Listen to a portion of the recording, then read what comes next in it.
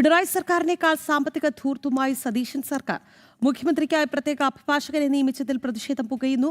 Special legal council എന്ന പേരിൽ advocate John വർഗീസിനെ നിയമിച്ചതിലാണ് വിവാദം. വിവരങ്ങളുമായി രേഷ്മ ബാബുണ്ട്. രേഷ്മ, അതായത് സൂചിപ്പിച്ചതുപോലെ മുൻ സർക്കാരിനേക്കാൾ വലിയ ധൂർത്താണ് ഇപ്പോൾ സതീശൻ സർക്കാർ തുടക്കത്തിലെ കാട്ടിക്കൂട്ടുന്നത് എന്നുള്ളതാണ് റിപ്പോർട്ടുകൾ അല്ലെങ്കിൽ പല ചെയ്തികളും സൂചിപ്പിക്കുന്നത്. പറയൂരങ്ങൾ മുണ്ടുമുറുക്കി ഉടുക്കണമെന്ന് കഴിഞ്ഞ ദിവസം ചീഫ് മിനിസ്റ്റർ എന്നെ പറഞ്ഞതായ വാർത്തകളും അതെ, അത് മറ്റുള്ളവർ പൊതുജനങ്ങൾ മുണ്ട് മുറുക്കി ഉടുക്കട്ടെ, നമ്മുടെ കാര്യങ്ങൾ നടക്കട്ടെ എന്നുള്ളതായിരിക്കും നിലപാട്. എന്തായാലും പറയൂ രേഷ്മ. രാഖി കൃഷ്ണരാജ്, ധവളപത്രമൊക്കെ ഇറക്കിയ സർക്കാരാണ്. അതേ സർക്കാർ തന്നെയാണ് ഇപ്പോൾ ഈ അഭിഭാഷക നിയമനങ്ങളിൽ വലിയ രീതിയിലുള്ള ധൂർത്ത് കാണിക്കുന്നത്. കഴിഞ്ഞ സർക്കാരിനേക്കാൾ കൂടുതൽ അഭിഭാഷക നിയമനങ്ങൾ GP-മാരായിട്ട് പല അഭിഭാഷകരെ നിയമിച്ചിട്ടുണ്ട്. അതിൽ തന്നെ കൂടുതലും ഇല്ലാത്ത തസ്തികൾ സൃഷ്ടിച്ചുകൊണ്ടുള്ള ഒരു നിയമനങ്ങളാണ് നടത്തിയിട്ടുള്ളത്. അത് ആദ്യഘട്ടത്തിൽ വലിയ രീതിയിൽ വിവാദങ്ങൾക്ക് വഴിവെച്ചിരുന്നു.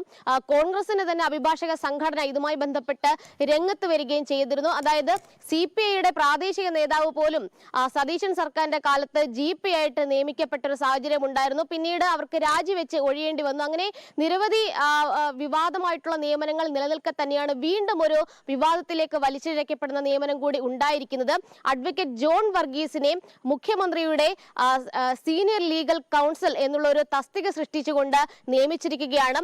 മാസം 2.5 ലക്ഷം രൂപ ശമ്പളവും അതോടൊപ്പം തന്നെ 50,000 രൂപ അലവൻസുമാണ് നിശ്ചയിച്ചിട്ടുള്ളതെന്നാണ് സൂചന. കൂടാതെ ഓരോ കേസിനും ഹൈക്കോടതിയിൽ ഹാജരാകുന്ന വേളയിൽ മുഖ്യമന്ത്രിക്ക് വേണ്ടിയിട്ട് ഹാജരാകുമ്പോൾ നിശ്ചിത തുക വേറെയും നൽകും എന്നുള്ളതാണ് ലഭിക്കുന്ന വിവരം. എന്തായാലും ഇതൊരു അസാധാരണമായിട്ടുള്ള ഒരു തസ്തിക സൃഷ്ടിച്ചുകൊണ്ടുള്ള ഒരു നീക്കത്തിലേക്ക് നടപടിയിലേക്കുമാണ് സർക്കാർ കടന്നിട്ടുള്ളത് എന്നുള്ളതാണ് അഭിഭാഷക സംഘടനകൾ ഉയർത്തുന്ന പ്രതിഷേധം. ഭാരതീയ അഭിഭാഷക പരിഷത്ത് ഉൾപ്പെടെ ഇതിനെതിരെ രംഗത്ത് വന്നിട്ടുണ്ട്. കാരണം നേരത്തെ ഈ ധൂർത്ത് സംബന്ധിച്ചുള്ള കാര്യത്തിൽ പിണറായി സർക്കാരിനെതിരെ വിമർശനം ഉന്നയിച്ച ഒരാളാണ് അന്ന് പ്രതിപക്ഷ നേതാവായിരുന്ന VD സതീശൻ. പിന്നീട് VD സതീശൻ അധികാരത്തിലേറിയ ഘട്ടത്തിലും സമാനമായിട്ടുള്ള ധൂർത്ത് അല്ലെങ്കിൽ അതിനേക്കാൾ വലിയൊരു ധൂർത്തിലേക്ക് കൊണ്ടുപോവുകയാണ് സാഹചര്യങ്ങൾ. സാമ്പത്തിക അച്ചടക്കം എന്നുള്ള സർക്കാരിന് ഇല്ലാതായി കഴിഞ്ഞിരിക്കുന്നു.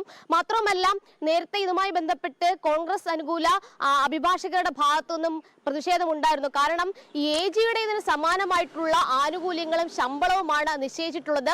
AG ഉണ്ട്, AAG-മാരായിട്ട് മറ്റ് 2 പേരുണ്ട്, അതുകൂടാതെ DGP ഉണ്ട്. അങ്ങനെ നിരവധി സീനിയർ മോസ്റ്റ് ആയിട്ടുള്ള അഭിഭാഷകർ നിലനിൽക്കെ തന്നെയാണ് വീണ്ടും മുഖ്യമന്ത്രിക്ക് വേണ്ടിയിട്ട് ഒരു അഭിഭാഷകരെ നിയമിച്ചുകൊണ്ട് ഒരു തസ്തിക അസാധാരണമായിട്ടുള്ള വിധത്തിൽ സൃഷ്ടിച്ചുകൊണ്ടുള്ള ഒരു നീക്കത്തിലേക്കും നടപടിയിലേക്കും കടന്നിട്ടുള്ളത്. കാരണം സർക്കാരിൻ്റെതായിട്ടുള്ള എല്ലാ കാര്യങ്ങളിലും നിയമോപദേശം നൽകുക AG-ആണ്. കൂടാതെ ഹൈക്കോടതിയിൽ സുപ്രധാനപ്പെട്ട കേസുകളിൽ ഹാജരാകുന്നതും AG-ആണ്. AG-ക്ക് സമാനമായിട്ടുള്ള ഒരു തുല്യമായിട്ടുള്ള ഒരു തസ്തിക സൃഷ്ടിക്കപ്പെടുന്നു. അതുകൂടാതെ തന്നെ മുഖ്യമന്ത്രിക്ക് വേണ്ടിയിട്ട് മറ്റൊരാൾ ഹാജരാകുന്നു. ഇക്കാര്യത്തിലും വലിയ രീതിയിൽ അമർഷം പുകയുന്നുണ്ട്. എന്തായാലും ഭാരതീയ അഭിഭാഷക പരിഷത്ത് അടക്കം ഇതിനെതിരെ രംഗത്ത് വന്നിരിക്കുകയാണ്. കൃഷ്ണരാജ്. ശരി.